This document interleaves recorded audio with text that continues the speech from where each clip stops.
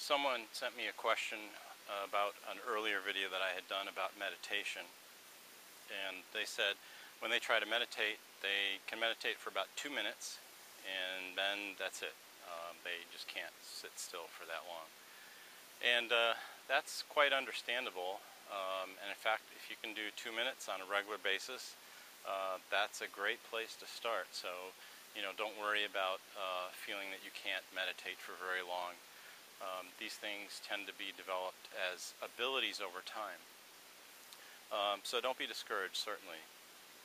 And it makes me think of two additional things to talk about. One is that meditation as such, there are many different forms of meditation. Yoga can be meditation. Running, that's something I do, can be meditation. Artwork, in fact, I listen to music a lot, music that I help mix myself, different tracks together at the same time, and I'll share some of those examples in future YouTube videos. I would like to also just talk for a minute about why it's difficult for us to be still and to meditate. And that has a lot to do with conditioning of consciousness in our society. So I've got a couple of props here to talk about this.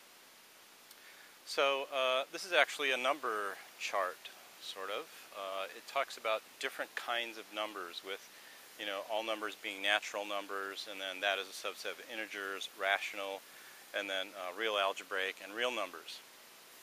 And it's interesting that most numbers that exist are in this spooky kind of realm that don't fit well into a lot of the rules called mathematics, and they're called irrational numbers.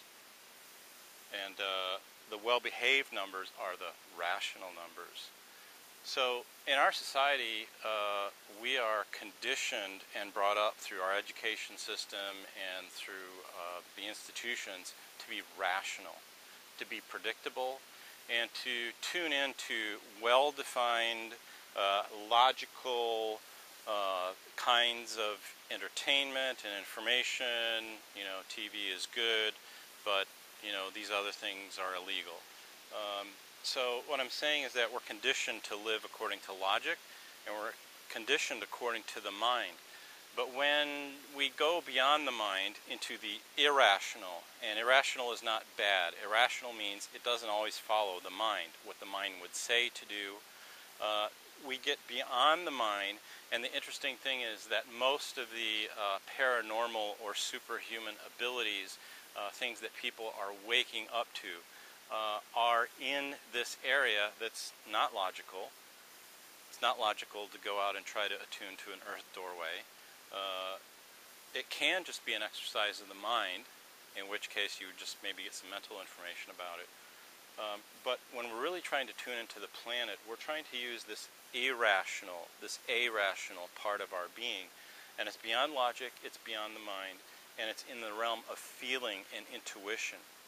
And just like most numbers are irrational numbers, most sensations and most vibrations that are out there are beyond logic, beyond the mind, and in this supra-mental realm, which is the realm of feelings and intuition. And by feelings, I don't necessarily mean emotions. I mean that you could go to a certain site or just sit down and, what are you thinking is one thing, but what you're feeling could be something else.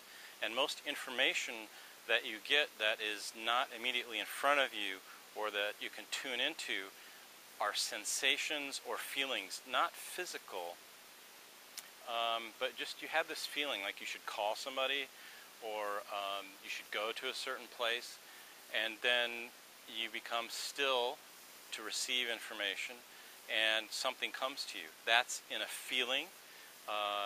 It could be in the form of a pseudo-sensory perception, or what some people would call an extrasensory perception. This would be you close your eyes and you see an image of something. Or you close your eyes and you're drifting off to sleep and you hear a voice say something. Somebody's not there, but you hear something. In our society, because we're trying to, at least the society is trying to build these well-regulated, predictable structures, people who hear things are considered irrational. and they're considered crazy.